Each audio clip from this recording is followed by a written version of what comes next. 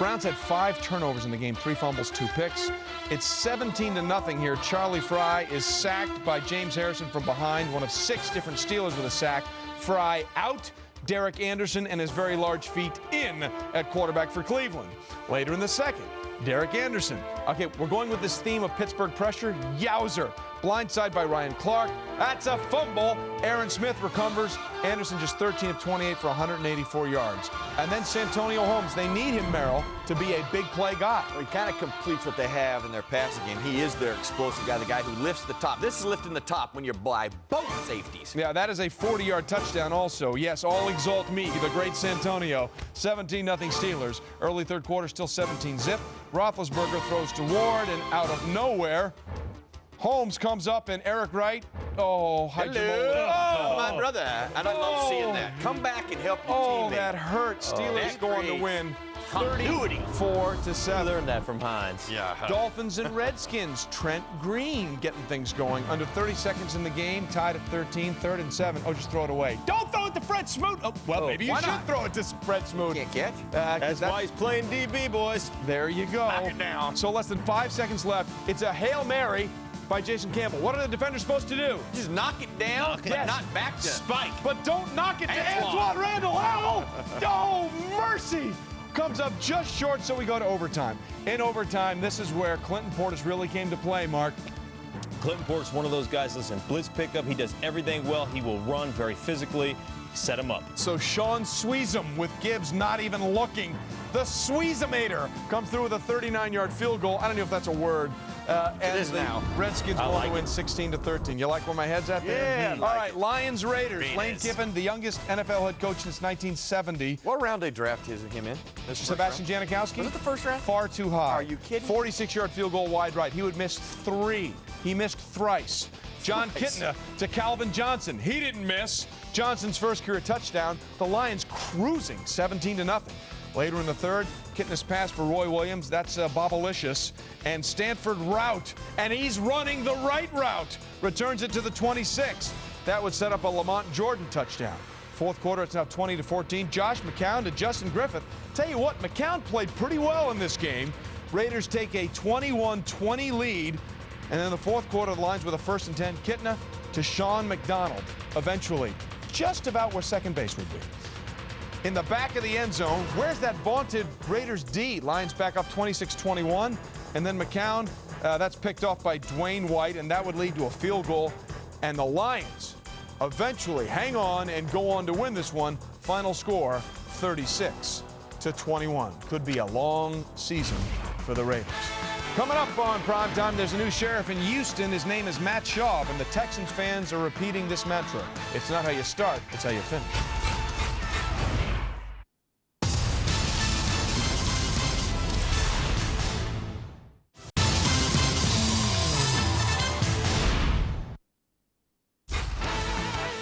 You are watching NFL Primetime.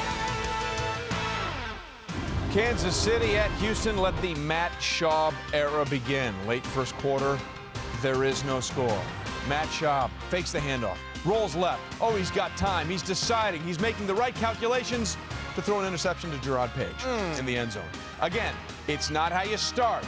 It's how you finish for the Texans. Second quarter, they're up 3-0. Schaub, play action, looking for Andre Johnson. Andre Johnson is going to have another monster year. Yeah, big-time year because Matt Schaub, if you saw that play, what I liked about it, the run action. Help your offensive line, help your back and your receiver. 77-yard strike. Let's go from Andre to Larry Johnson, and not so much. Stuffed by Jason Do you have him Simmons. on your fantasy team? No, I do not. Good. Stuffed again for a 2-yard gain. And then Johnson again. A lot of stuffage would finish with 10 carries, only 43 yards. Stuffage? Yeah, that's another one. I like it. It's French. Mario Williams. That's also part of it. Making up for things. That's a fumble. Mario, Johnny on the spot. No one's touched me. No one's touched me. You go, Mario! The #1 overall pick of the draft in 2006. And he's in for a score. Texans up 17-0. All right. Then he battles his way through 3 linemen to get a sack. Is that a gift? That is another gift. Yeah. But he was in the right place. And what about this one? Is that a gift? The Houston Texans controlled the line of scrimmage. When did you ever think we'd hear that? 2 sacks and a fumble for a score. Texans win 20-3. Panthers, Rams. Boy, St. Louis, a lot of high hopes.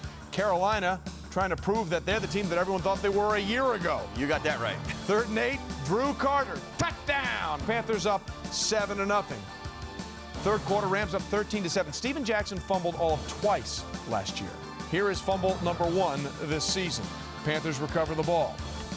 That, as they about say, preseason, Trey. that is correct. Something about preseason. Leads to this. Steve Smith may still be the ultimate home run threat in the NFL. Ty Hill, nothing for me today, thanks. A 68-yard touchdown, 14-13 Panthers. He's burning. Well, I love this because he is, at the moment of truth, and that ball is in the air, there is nobody in this league better than Steve Smith at going to get the ball. I mentioned Steve Jackson fumbled twice all of last year. Here is fumble number 2 in the first game.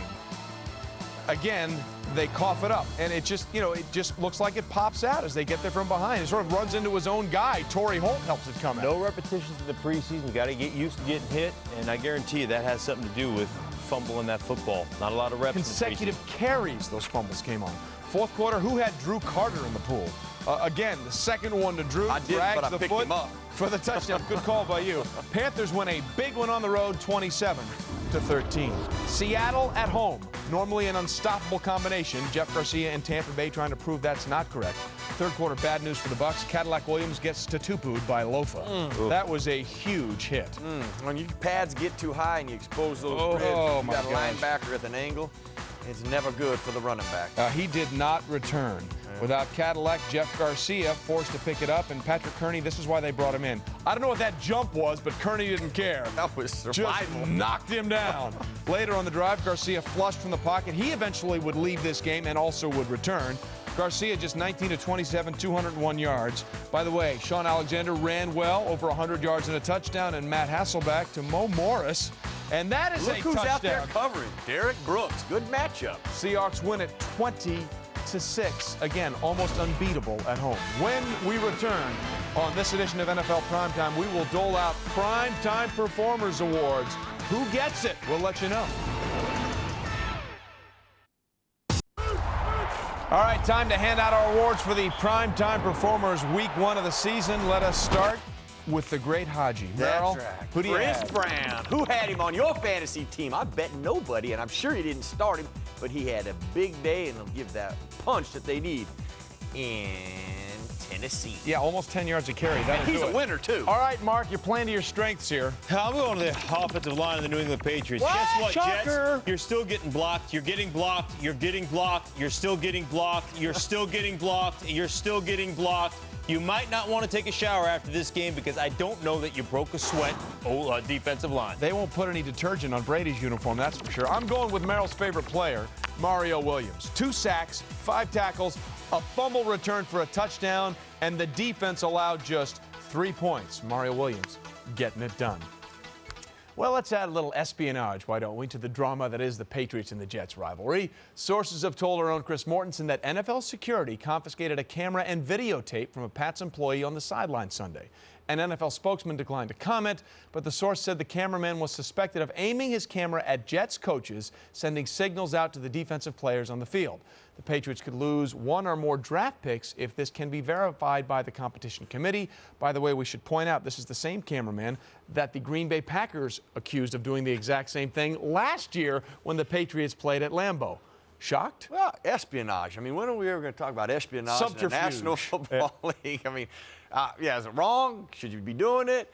No, only if you get caught. So I guess we'll have to wait to see if this fallout really happens. But teams do try to do everything possible to get an edge. But how much can you really benefit from something like Leave this? no stone unturned. I think more benefit the next time you play them, I think, is the biggest thing is what are your tendencies? What are you doing? Can we call plays based on your tendencies? And also, can we look at those signals and find something out that you're doing that we can take advantage of later on down the road? Well, they've won 9 out of 10 against the Jets. Seems to be working. Espionage. The resume is going well. That brief handshake between those 2 head coaches might be briefer next time around. Mark, Merrill, Trey, we'll see you later.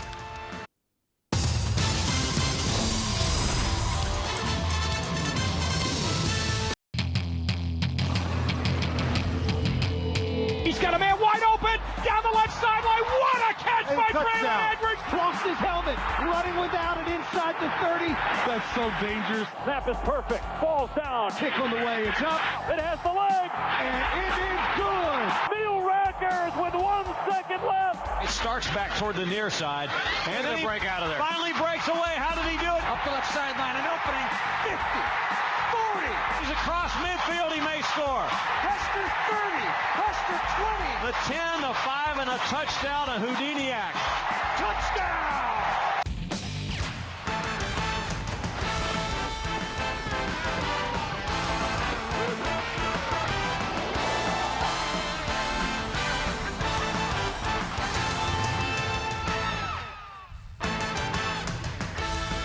Well, hello, children, and welcome into NFL Primetime. Glad you are here with us. Trey Wingo, Merrill Hodge, Mark Schlereth, as we take you through everything that went down Sunday, getting you set for the big Monday night showdown between the Washington Redskins and the Philadelphia Eagles right here. Monday Night Football on ESPN, 8:30 Eastern. We'll get through all the highlights in just a little bit, but first let's get you caught up on the very latest on what's going on in Philadelphia. Every 20 minutes, a Teams at 20 update. Tonight we begin with Sal Paolantonio and the Eagles. Who else but Sal Pal can talk about the Eagles?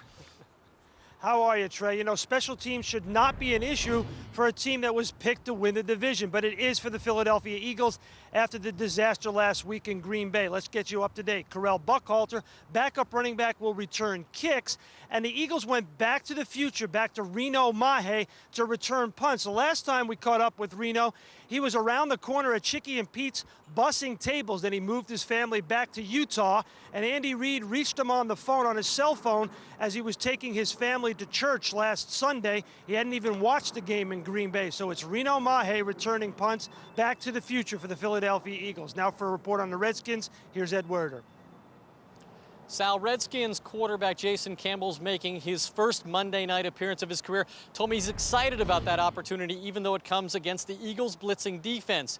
Campbell told me he's determined to stick in the pocket. He said the Redskins really have to stay together tonight to overcome the hostile environment here. And he said they really need to establish their offensive identity early in the game, which would indicate a lot of handoffs to Clinton Portis and Liddell Betts to toughen up against that Eagles defense that's suspect. As for Philip Daniels, a defensive end, and cornerback Fred Smoot, both will be evaluated during the pregame warm-ups, according to Joe Gibbs, Trey, and that's when their status for the game will be determined. All right, Sal Paolantonio, Ed Werder, thanks very much. Yeah, the Redskins over 200 yards on the ground rushing week one in that overtime win against the Miami Dolphins. All right, game tonight, Mark Schlereth. You're not looking at that rushing game. You're looking at the defense of Washington being able to get after Donovan McNabb and disrupt his rhythm. Yeah, and to do that, this Washington Redskins team has got to bring blitz, and they've got to do it based on coverage. They don't have anybody up front that's a real threat from a pass rushing standpoint. So what do you have to do? You've got to be able to create pressure from a blitz standpoint. And if you're going to create pressure with the blitz, you're going to have to lock up in man, and you're going to have to play good man coverage. There you see it right there. You know what? No pressure here again. But that's just an errant throw. You've got people coming up there. And again, jumping on routes and making sure you have things coverage. If you're going to bring pressure, you've got to make sure that you've got coverage in the backfield to get after people. That's one of the things about this Washington Redskins team up front, and they're down 4. They don't have a real legitimate pass rusher, so you've got to create pressures through the blitz and have coverage. You know, there's one other thing that Andy Reid does a really good job of, is if he finds out your weak link, he goes after you. And I think when you look at the Washington Redskins defense, right now it's LaRon Landry, who's their first-round draft pick from LSU. Especially when he gets down the box, he looks very confused. He overplays stuff. I mean, he is hurrying, he is playing aggressive, but he gets out of position. And that is very concerning, especially. See him there, he gets out of position there, and then the back gets to the gap that he's supposed to be in. Here's why I want you to watch number 30 tonight.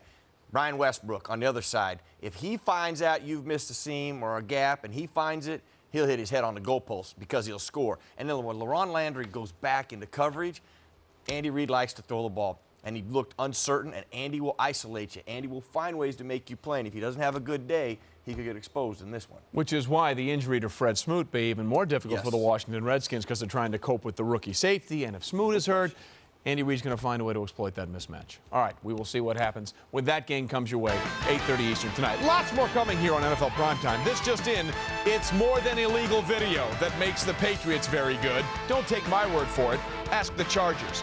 Plus, the Tennessee Titans and Vince Young play the defending Super Bowl champs tougher than anyone right now. Another nail-biter between these two division rivals. And oh, by the way, if you can tackle, you might want to get to Cleveland. The Browns or Ohio, the Bengals could both use you. Stay with us.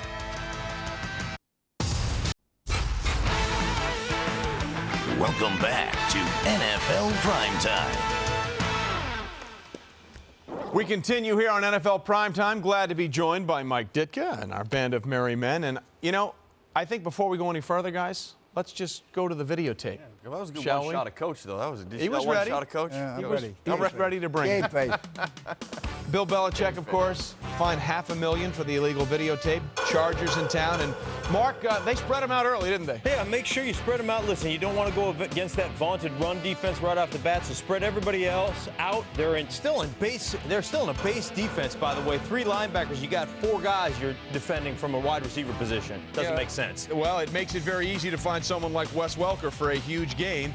And then in the red zone, they do it again, Coach, going to the tight end, Benjamin Watson. Well, they make it look easy, but the reason it's easy because they dictated to the Chargers how the Chargers are going to play defense, and that's the key thing. You say, you think you're going to come after us, we're going to not let you come after us. We're going to spread you out. And then those linebackers, Merrill Hodge, they were all over Phillip Rivers early. To me, that is the key to their whole defense. Their flexibility, their versatility, how smart they are.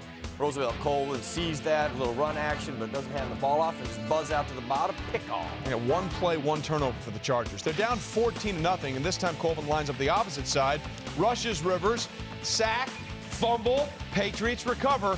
We ain't done yet. Did I mention they got a Dallas Thomas mark in the offseason? Yeah, you did. And you know what? He lined up over left hash. Then he comes over into his zone drop. Again, like Merrill said, versatility, understanding where you're supposed to drop in the zone. He picks it off. And those receivers can't even catch him. He's so fast. 65 yards. But when you lock down, it's easy, right, Merrill? No, the type of zone pressures that they use, their linebackers have to get to a lot of different places on the field. And they do as good a job as anybody. You know, everybody's excited about Randy Moss coming over.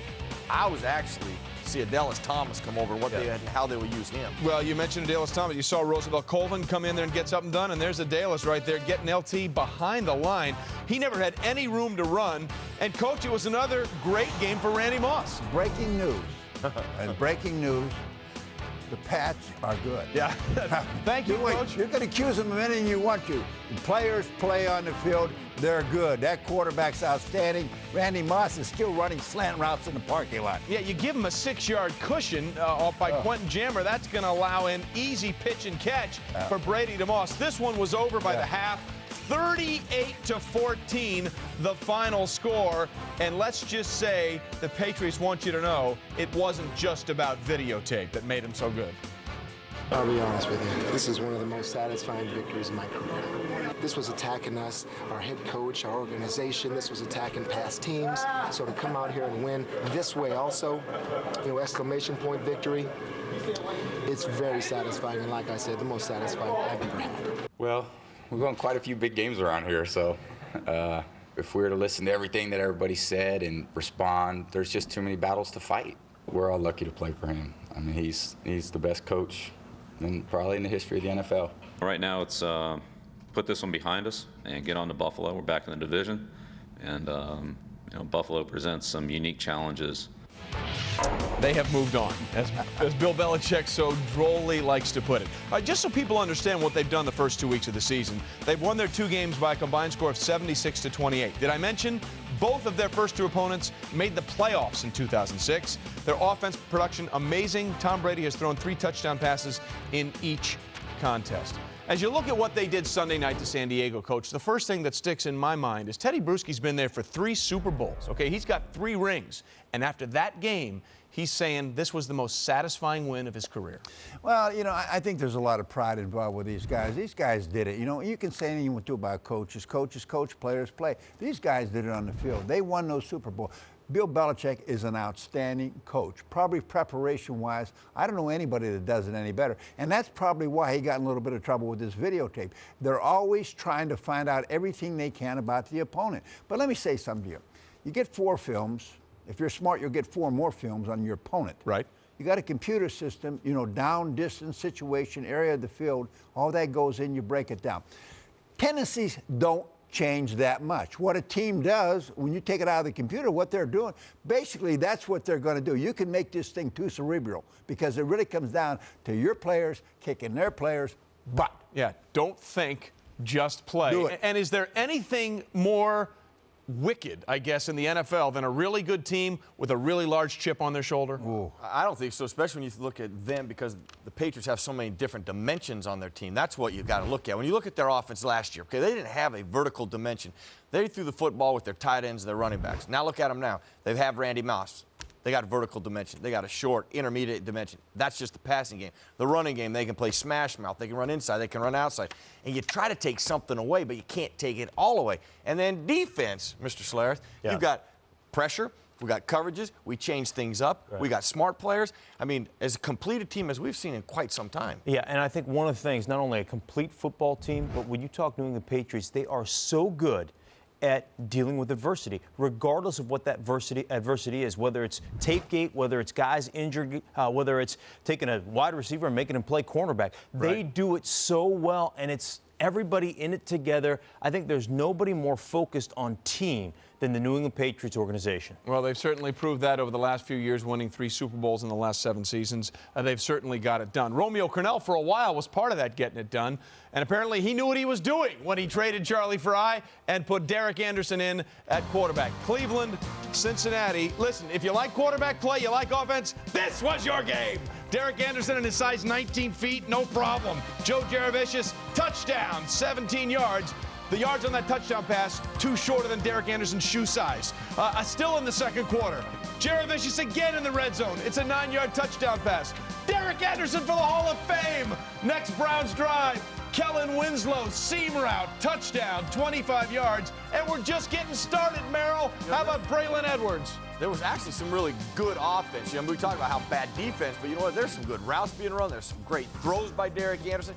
And then, yes, obviously there was some bad defense, and here it comes. Yeah, this was really bad, as in not in the area code bad.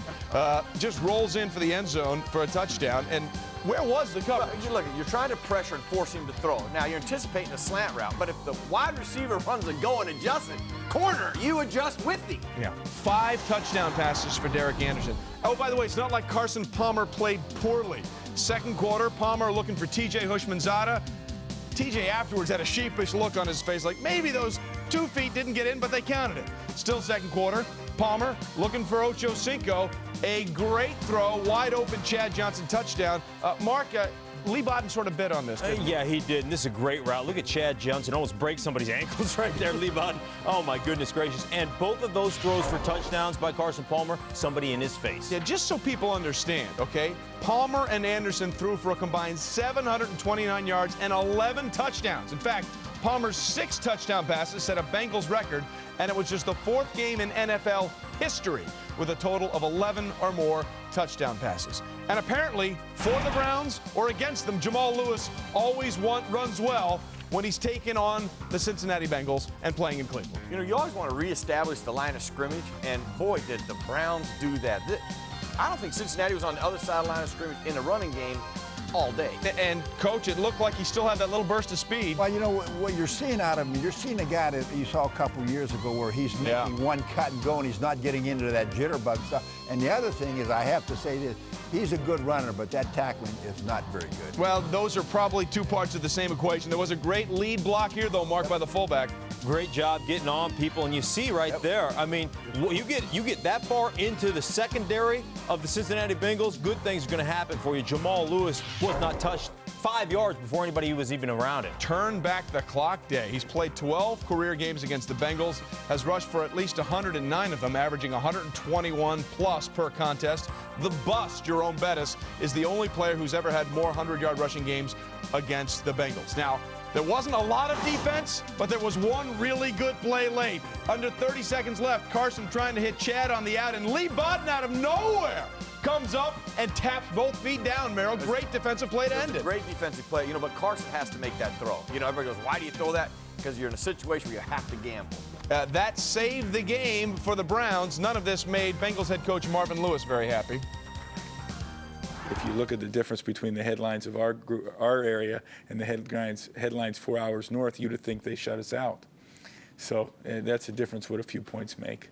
And that's the psyche of a football team. So we understand that, and we didn't play well enough to win. Oh, there were some inventions. Oh, were they? But when you win, they go under they get swept under the carpet a little bit. But there's some inventions, and that's, I think, playing through critical moments. You got to respond and make those critical plays. And I know we did not do that as well. Obviously, well enough yesterday to win the football game. Well, let's go inside the numbers here, and there were a lot of numbers to go through here. Derek Anderson and Jamal Lewis become the first set of teammates in NFL history to throw for 5 touchdowns and rush for 200 yards in the same game. They've been playing this little thing called the NFL for a while. Carson Palmer, just the 3rd quarterback to throw for 6 touchdowns and a loss, and the first since Dan Marino in '86. 96 combined points, tied for the 8th most in a game in NFL history. And they're burning the tape in Cincinnati. Well, not in Cleveland. No, they're framing it. Heading into 2007, scoring probably not high on the list of the things the Saints would have to do better this season.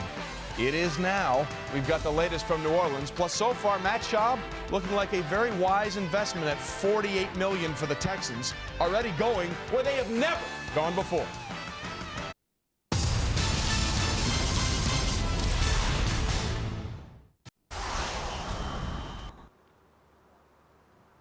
Welcome back to NFL Prime Time. I'm Sal Palantonio in Philadelphia with your Teams at 20 update. Forget about disastrous special teams. Forget about the Eagles defense. Tonight in Philadelphia for the Eagles, it's all about the play of Donovan McNabb. He must improve. He knows that. Last week in Green Bay in the loss to the Packers, completed just 45.5% of his passes. That's 3 straight games under 50% completion. First time that's happened in his career. He's lost 5 of his last 6 starts. For Donovan McNabb tonight, it's more consistency, hit the open target, and move out of the pocket when he can in the face of that Redskins rush. Trey? Primetime rolls on. Saints and the Bucs, and someone should tell New Orleans offense the season has started. Someone should tell their defense to cover Joey Galloway. Second quarter, Bucs, who didn't win a division game in all of '06. Jeff Garcia, smart move. Joey Galloway scampering for the easiest 69-yard touchdown he'll ever see. But Mark Schlereth, what made that touchdown so easy? Well, you got one-on-one coverage. You can't get beat to the inside. And right there, Mark Clayton comes over and says, hello, Kevin Case-Faharn. That's Michael Clayton. Bucs go up 14-0. Get your Clayton straight, young man. Yes, wrong And Clayton. John Clayton also not playing. Later in the second, Garcia to Joey Galloway. Bucs go up 21-0. Galloway 4 catches, 135 yards and 2 touchdowns. All right. Defense, I thought that was a priority for the Saints in the offseason. They've surrendered 72 points in 2 losses, and one thing hasn't changed from last season. They still give up huge plays. The Saints have already allowed 5 completions of at least 40 yards. Last season, they gave up a league-high 16, so they should break their own record, which is great. Then there's the Bucs defense. Let's just say it was working a little better than New Orleans. Reggie Bush gets the handoff here, and Merrill. Derek Brooks just lays into him. This is not what you want to be doing. Turn sideways when Derek Brooks has a bead on your shoulder. He will pop you. That's a legitimate rise and blow and running through the runner. By the way, even though they recovered the fumble, Saints would not score on that drive. Next Saints possession, a Reggie Bush over the middle. And again, Coach, Derek is right there. Well, you know, you only got one football, and I think they're trying to spread around too much. What they got to do, they got to get Deuce McAllister involved in their football game. I mean, first of all, you're going to ask that offensive line to pass block 45, 50 times. They can't do it. Run the football, take some pressure off of them. And then you have interceptions, too. Cato June with the interception there. Bucs would go on to win this one and win it handily. The final score, 31-14. 2 games into the season, that Saints offense has managed only 2 offensive touchdowns. So our fan question, by the way, if you want to ask us questions all year long, go to ESPN.com, search word Ask Primetime. This comes to us from James in Baton Rouge. Baton Rouge, Wants to know what happened to the Saints. It seems both sides of the ball have taken a big step back this year. And guys, that's a legitimate question because what has happened to the Saints, specifically that offense, which was prolific in '06? You know, Mike already mentioned Deuce McAllister. There's one element in football that can impact both sides of the ball, and that is your running game. That running game can control the tempo of your offense, but also helps alleviate some of the snaps your defense will take.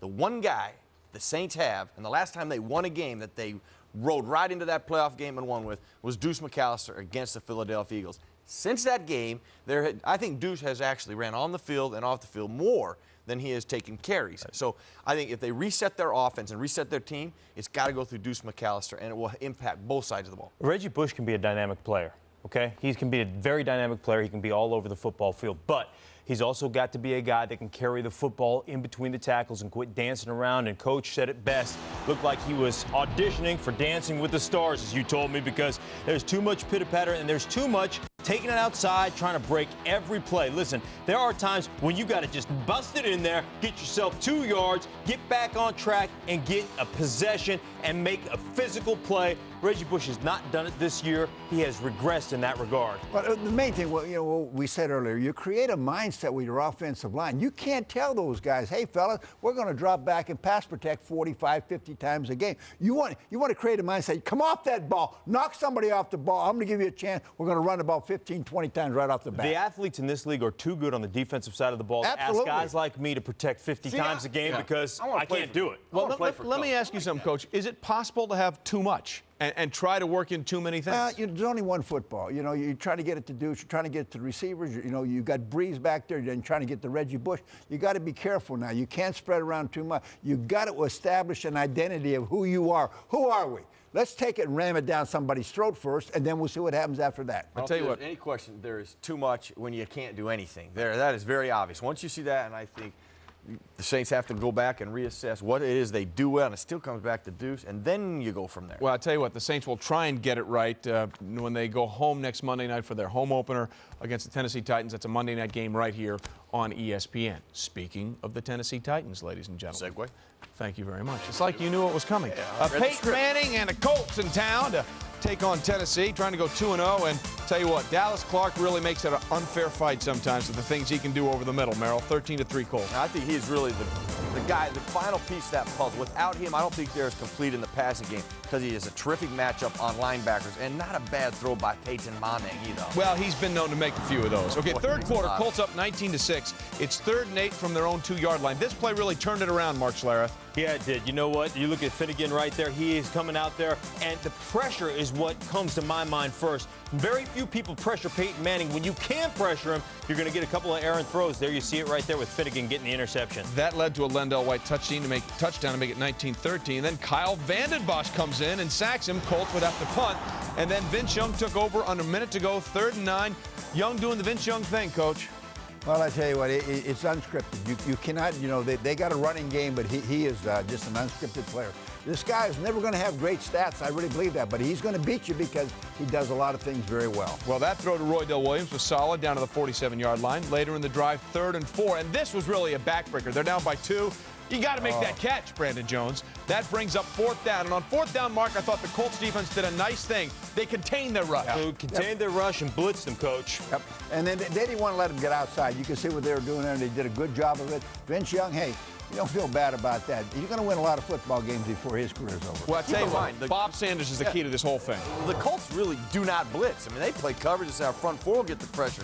But against Vince Young, they changed their mindset. They got their pass rush. They kept great lanes. They kept him in the pocket, forced him to beat him, throwing the ball. And if he couldn't, they were there to make the tackle. And Bob Sanders was the one there to clean him off. 11.5 tackles, 2 sacks. Colts moved to 2-0.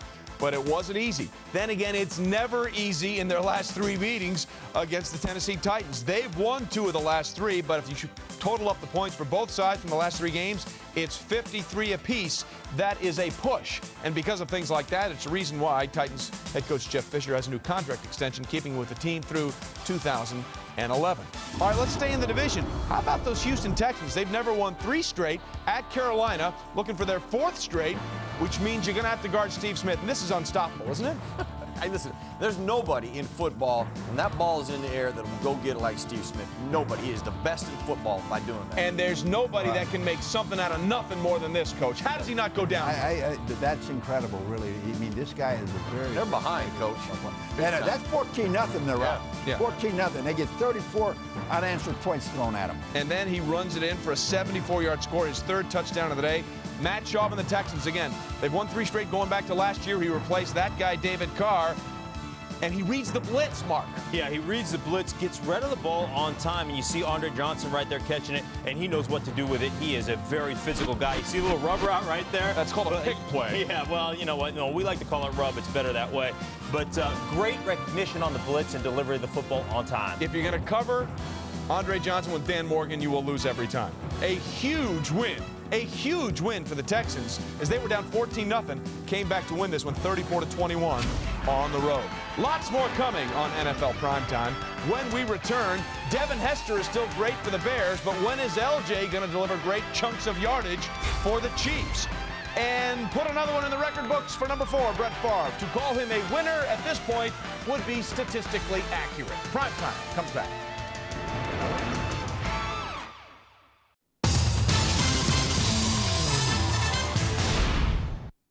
Chiefs and Bears, Chicago's home opener. Both teams trying to avoid an 0-2 start. Another bumpy road for Rex Grossman, but in the second quarter, he found the most prolific offensive weapon they have, Mark Schlereth. Most athletic guy on the field. Throw it to your backup offensive tackle, John Sinclair. Nice hands there, big guy. Bears up 7-0. That was Rex good, and then we have Rex, well, not so good. Just sort of throws it up there, and it's an easy pick for Napoleon Harris. Coach, what, how, who? Well, look at his footwork. I mean, really, this is a prayer. This is a Hail Mary pass early in the game. You can't throw this ball in that situation right there. It's not open. There's too much traffic around the guy. Pull the ball down and take a sack. That won't kill you. Yeah, interceptions kill you. Yeah, you mentioned traffic there. Receiver was bracketed. Donnie Edwards says, thanks very much. Grossman, 20 of 34, $150, a touchdown, and then 2 picks. And there's the Rexometer, I guess. This just in, Devin Hester can still play a little bit, Merrill Hodge. They decide to keep kicking to him. They kick how you got to kick. You got to pin him to